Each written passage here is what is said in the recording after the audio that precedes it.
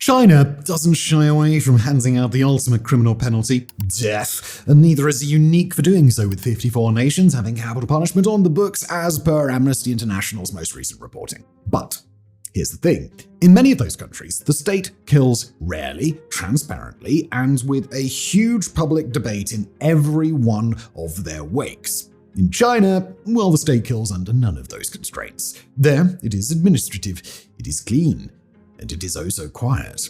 If we're to believe the stories that leak out, this lack of transparency might not just be a simple matter of the century of humiliation is over, we'll be suffering no more meddling by you Westerners, thank you very much, and it may instead be a carefully constructed cover that obscures genuine horror within the system. We're talking medicalized killing, forced organ harvesting, fudged figures, and political prisoners being used as biologically harvestable stock.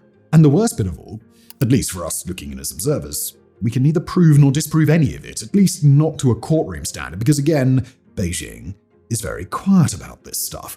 So let's try and take account and get to grips with it all today, starting with a facet which mercifully is both provable and simple: the execution van.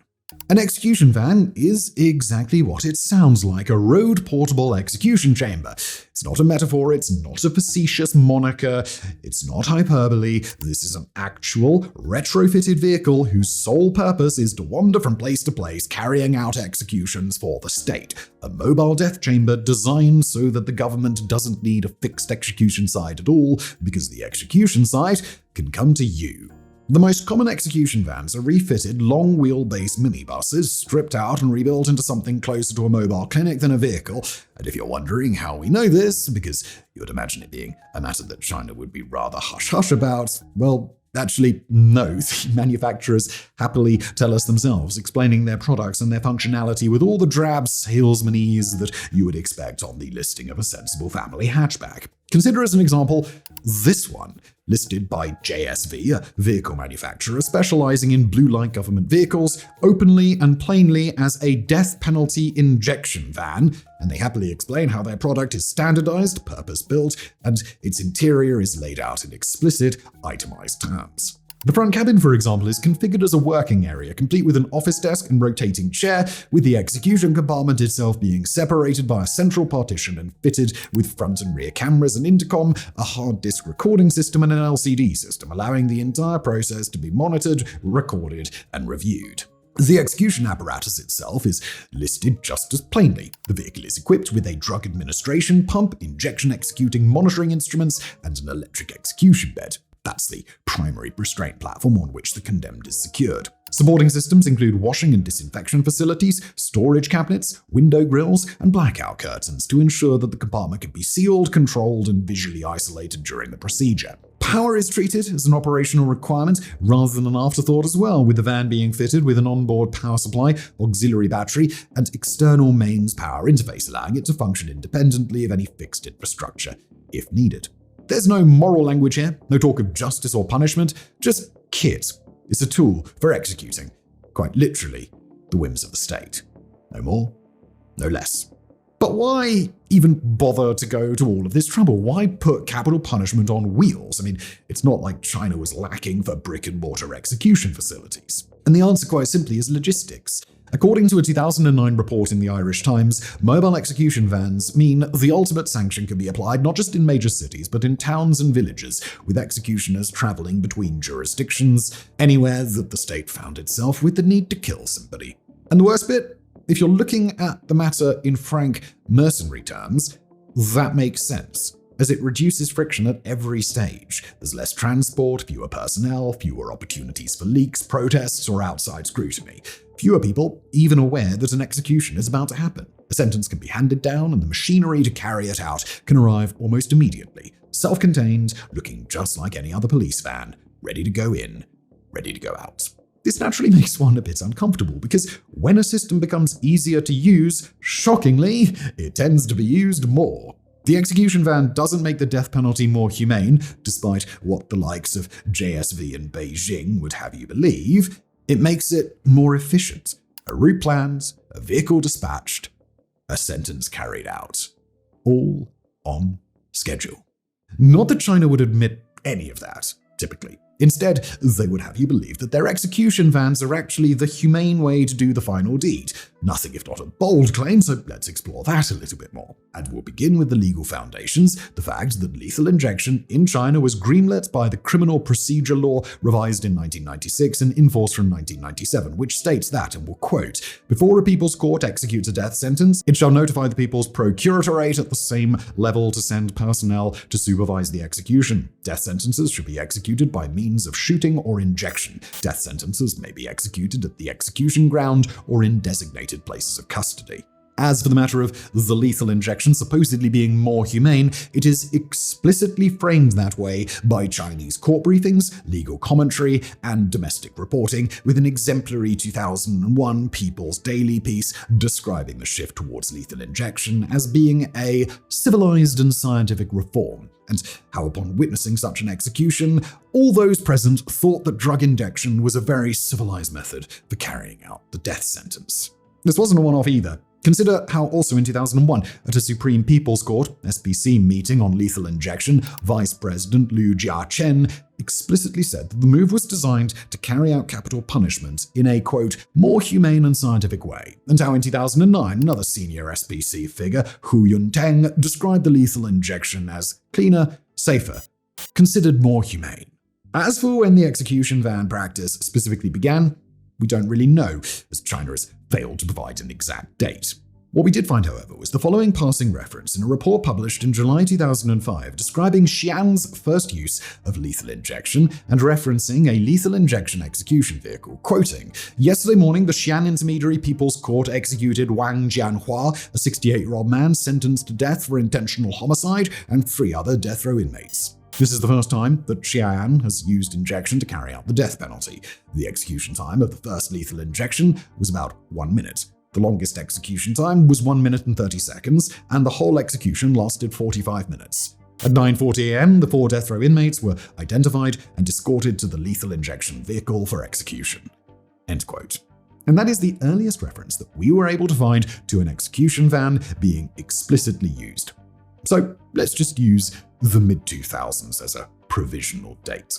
That very same article also segues us nicely back to the claim that China frames them as humane, as it later states that, and we'll quote again, "The death row inmate was pushed into the execution van, and after connecting the heart rate measuring device, the display screen showed that only one criminal's heart rate was beating rapidly, and the other 3 had normal heart rhythms. After the execution, the 4 criminals lay quietly, as if they were asleep, without the slightest expression of pain. It was more civilized, more scientific, saving manpower and material resources, reducing negative impacts." The leaders of the Intermediate People's Court summarized the technology of lethal injection as simple, safe, fast, pollution-free, and stress-free.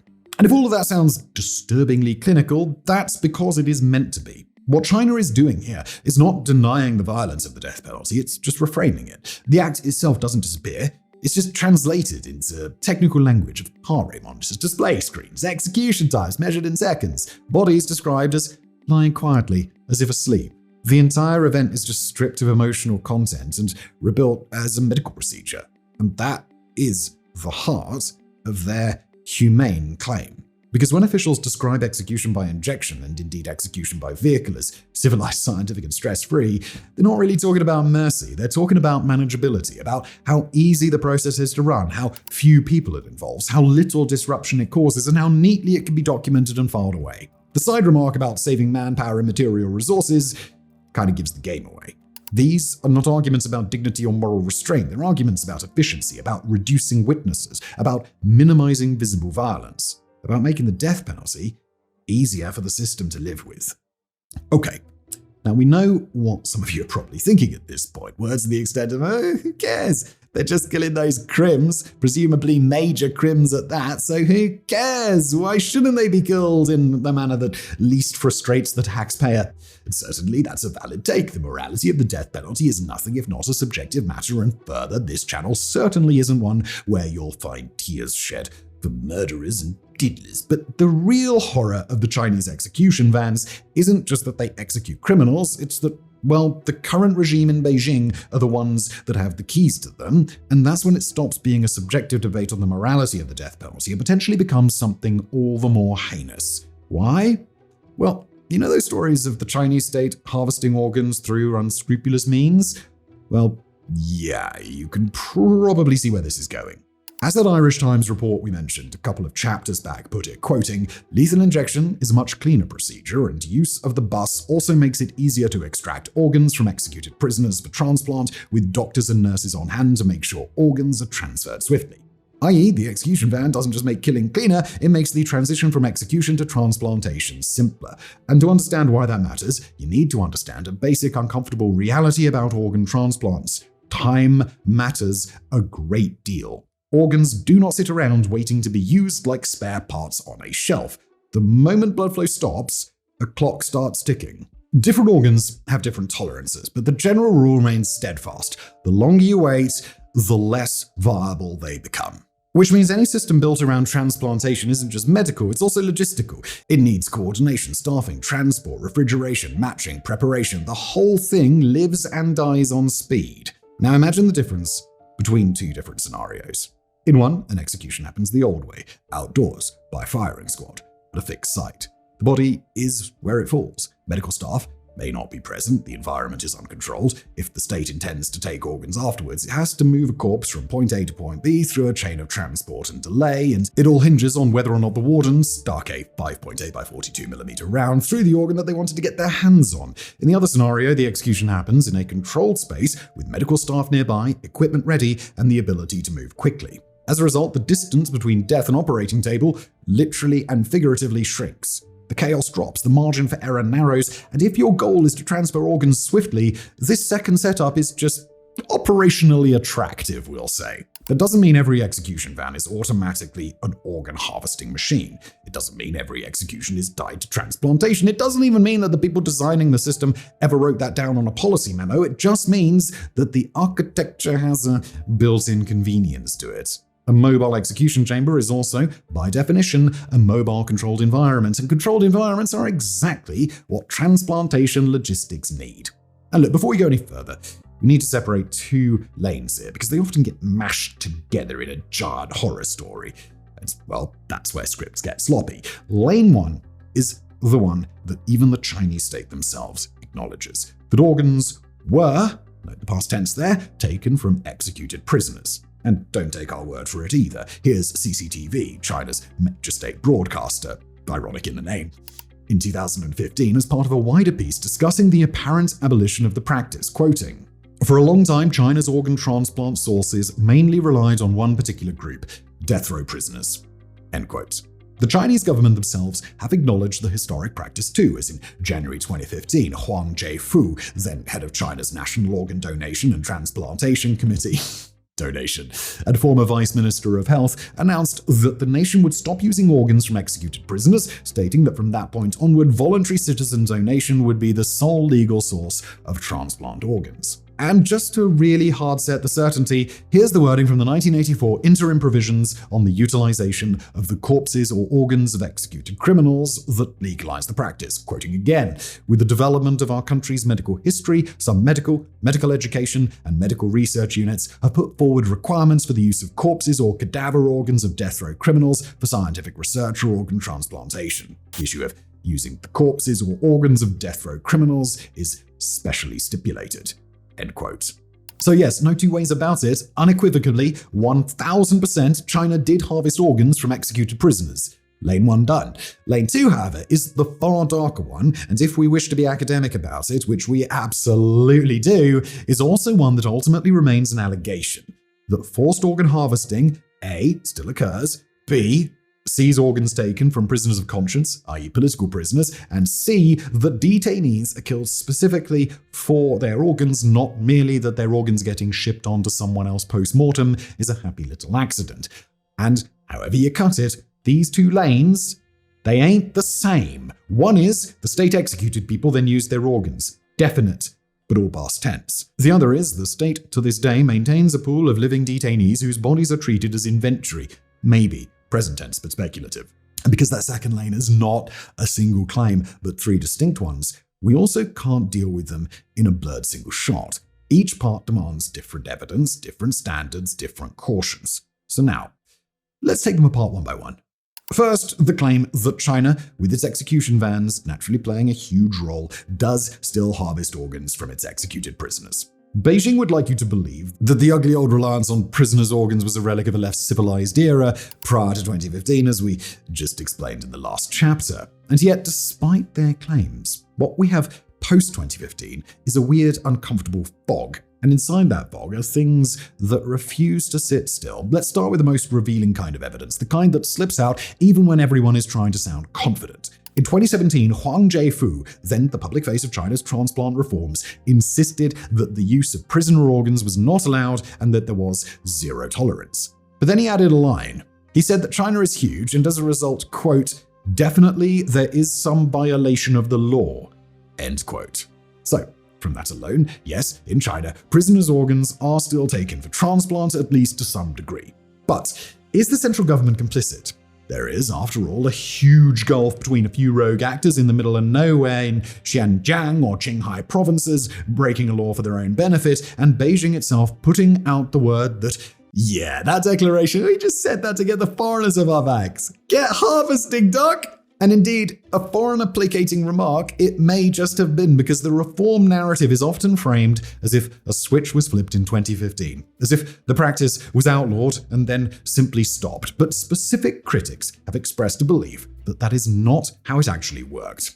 Nicholas Bekulin of Amnesty International, for example, has argued that China never produced an unequivocal legal ban on the use of prisoner organs, and that transplant demands still vastly outstrip any plausible voluntary supply, making continued prisoner harvesting likely through deduction. This concern is echoed in medical ethics literature. Professor Wendy Rogers of Macquarie University, one of the leading figures analyzing China's transplant system, has repeatedly pointed out that China's reforms rely on reclassification, not prohibition. Prisoners are still legally citizens, which means their organs can be logged as citizen donations, even when the donor is in custody and under coercion. Theoretical critiques, both of them, certainly, but they harden when you look at the numbers. Post-2015, for example, China's official organ donation figures show a dramatic and remarkably smooth increase, the very data meant to prove the system is now ethical. But when those figures were analysed by Dr. Matthew Robertson at Australian National University and Dr. Jacob Lavie, former president of the Israel Society of Transplantation,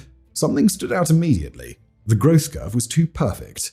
In a 2019 statistical analysis, they demonstrated that China's donation figures followed a mathematically improbable trajectory, closely matching a quadratic formula rather than the messy, uneven pattern seen in real-world human donation systems. Their conclusion was blunt. The data looked made up, not observed, which strongly suggested systematic data manipulation designed to demonstrate reform success rather than reflect reality. Those summations alone don't totally prove that forced harvesting continues, of course, but they do something almost as important. They destroy the credibility of the primary evidence China offers to prove it stopped. Then there's the fact that China continues to operate one of the world's largest transplant systems, with hospitals historically advertising extremely short waiting times for organs, sometimes measured in mere weeks rather than months or even years that one might typically expect. And in ethical donor systems, that kind of predictability is rare because donation is inherently random. People don't die on schedule. As both Robertson and Lavie, as well as other transplant specialists have pointed out, consistent short waiting times imply control over donors, or at minimum, access to a pool of people whose deaths can be anticipated. That doesn't automatically mean forced harvesting is occurring post-2015, because yes, there does exist the possibility. It's not like we can prove or disprove it either way ultimately, that events have transpired as presented, as China says they have, but it's bloody small odds on that being the case, isn't it? And indeed, that is exactly why the issue refused to die after the 2015 reform announcement, with Geoffrey Nice, chair of the British China Tribunal, formerly the Independent Tribunal into Forced Organ Harvesting from Prisoners of Conscience in China, reviewing extensive evidence in 2019, including medical data, witness testimony, and transplant statistics, and concluding that forced organ harvesting had been committed for years on a significant scale, and that there was no evidence it had stopped. As it was succinctly put, quote, "Very many people have died indescribably hideous deaths for no reason." Nice wasn't alone in that conclusion too, as 2 years later in 2021, UN Special Rapporteurs issued a joint statement saying they were alarmed by credible reports that forced organ harvesting appeared to be ongoing in China, particularly involving detainees from specific minority groups. They highlighted forced blood testing and medical examinations in detention, data collection without consent, and noted that families were often prevented from claiming bodies. Again, the language was careful, but the message was unmistakable. We aren't saying they definitely are, but you know. So what of the matter of them taking organs from political prisoners? Is that too very possibly going on in the shadows? Ultimately unprovable for now, but with the evidence seemingly pointing in one clear direction. Well, yeah, tragically yes. Let's start by going back to the China tribunal that we mentioned in the last chapter, as it too addressed this matter and concluded that political prisoners were likely being targeted for forced organ harvesting, and also that it had been happening for years at a significant scale and was continuing. Crucially, it also identified Falun Gong as probably the principal source for forced organ harvesting. And Falun Gong, if you happen to be wondering, is a spiritual tradition come new religious movement that emerged in China in the early 1990s, combining slow meditative exercises, breathing techniques, and a moral philosophy centered on the principles of truthfulness, compassion, and forbearance. It is not an explicitly political movement, has no formal membership, clergy, or hierarchy, and for several years was openly practiced in public parks with tacit state approval. By the late 1990s, however, its popularity, with estimates at the time suggesting tens of millions of practitioners, came to be viewed by Beijing as an organizational and ideological threat outside state control. Thus, in 1999, it was banned, labeled a cult, and a nationwide campaign to suppress it was launched, leading to mass detentions, imprisonment without trial, and extensive abuse against its practitioners. Through that, Falun Gong became the perfect target for organ harvesting, detained en masse, dehumanized, and so able to be disappeared with minimal notice or accountability. And we don't just have to take the China Tribunal's word for it either, as in June 2021, a group of UN Special Procedures mandate holders, including the UN Special Rapporteurs on Torture, Health, Freedom of Religion or Belief, Minority Issues, Trafficking in Person, and members of the UN Working Group on Arbitrary Detention, issued a joint statement saying they were extremely alarmed by credible reports of forced organ harvesting in China. Crucially, though, they did not speak in generalities, stating that the allegations targeted specific groups in detention, explicitly naming Falun Gong practitioners, as we've already covered, but also Uyghurs, Tibetans, Muslims, and Christians, with their reasoning being that such detainees were being forcibly subjected to blood tests and organ examinations without informed consent, while other prisoners, not of those groups, were not. And just why else would that be the case? You're probably struggling to think of another explanation, aren't you? And here's where it gets even more uncomfortable. Separate reporting contains first-person accounts that match the alleged pattern. Jennifer Zhang, a Falun Gong practitioner who was imprisoned in a female labor camp, told the China Tribunal and later The Guardian that from the very beginning of her detention, she and other Falun Gong prisoners were subjected to medical examinations. On the day that they were transferred to the labor camp, for example, she stated that, quote, "We were taken to a medical facility where we underwent physical checkups." She then explained that these examinations were not a one-off, and nor were they limited to basic intake screening. Quoting her, "The second time, after about a month in the camp, everyone was handcuffed and put in a van and taken to a huge hospital. That was for a more thorough physical checkup. We were given x-rays." End quote. Then came the part that in hindsight, she found most disturbing. Quoting again, "On the third occasion in the camp, they were drawing blood from us. We were all told to line up in the corridor and the tests were given." End quote. However, she claims that she did not witness organ removal directly, but that the tests now terrify her in retrospect because, quoting, "Inmates of the labor camp were not allowed to exchange contact details, so there was no way to trace each other after we were released. When anyone disappeared from the camp, I would assume that she was released and had gone home. I now fear they might have been taken to a hospital and had their organs removed without consent and thus killed in the process." End quote. Further still, there's also a Falun Gong practitioner who claims to have survived an alleged organ harvesting attempt, a chap by the name of Cheng Pei Ming. He told reporters that while in detention, he was taken to hospital without explanation and informed that surgery was required. As he recalled in an interview, quote, "They said that I had to undergo an operation, but I firmly refused." According to Cheng, that refusal did not stop what followed. Quoting again, "They held me down and injected me, and I quickly lost consciousness." When he woke up, he described immediate signs that something invasive had been done to his body, quoting, "I felt severe pain in my side.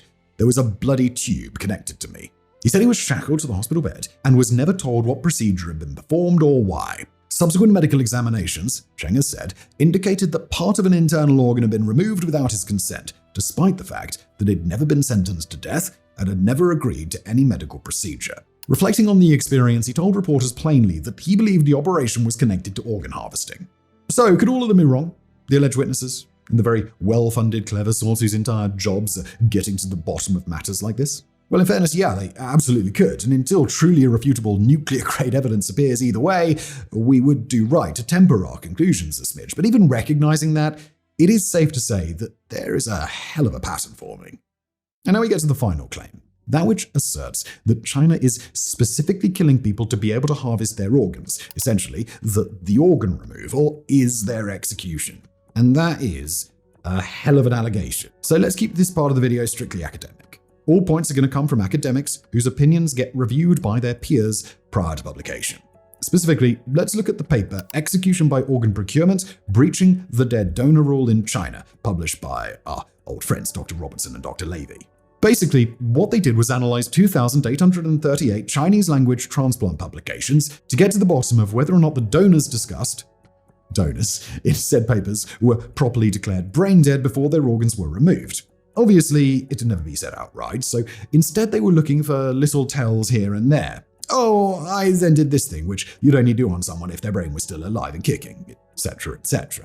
And how many suspect publications did they find? 71. It gets worse too, because as the authors explained later in their work, after they'd crunched all the numbers, China also had no large-scale voluntary donor system during their focus period. So where the hell did the donors come from? Using that as their logical basis, they went on to conclude that, quote, our findings strongly suggest that physicians in the People's Republic of China have participated in executions by organ removal, end quote. And look, that isn't activist rhetoric. It is a peer-reviewed medical journal describing execution by organ removal. And if you can believe it, it gets even worse because Levy has described a patient being told to go to China in 2 weeks' time as he was scheduled to undergo a heart transplantation on a specific date. And as he later put it elsewhere, quoting again, someone has to die on the very day of the operation. That observation, reported via British medical journal coverage, leads to quite the chilling revelation that not only are China killing people to take their organs, but they're killing people on demand. Whole lives essentially reduced to being naught but imprisoned refrigerators for their innards. Could the paper be wrong? Yeah, certainly. I mean, stranger things have happened, as it wouldn't be the first time that a medical paper has been debunked. But it has been through one of the most merciless peer review systems in the world, so it stands to reason that that is unlikely. So where's that all leave us then? Frankly, it leaves us with a story which is deeply uncomfortable, as what we've laid out here is a stack of mutually reinforcing facts, admissions, testimonies, and analyses, each coming from very different places and yet all pointing in the same general direction. The admission that organs were taken from executed prisoners for years, the UN experts, the medical ethicists, the witnesses, the tacit admissions from state officials, all of them come from wildly different places and just as many directions, yet all nudge the needle the same way, that something like what's being alleged is happening. None of this allows us to say with any courtroom certainty that every transplant in China involves abuse. That isn't the claim, and pretending otherwise would just be dishonest. But what it does allow us to say, pretty confidently, is that this is not a closed case, and not one that can be waved away with a reform press release and a demand for trust. Because trust is earned through transparency, through independent verification, through letting outside eyes see the machinery at work. And that brings us right back to where we started, those execution vans, the perfect embodiment of the problem, a system designed to be mobile, sealed, efficient, and out of sight. A system that turns scandal into silence. And until that system is genuinely opened up, audited, and exposed to independent scrutiny, the most honest conclusion we can reach is a really simple one. This story isn't finished. Thanks for watching.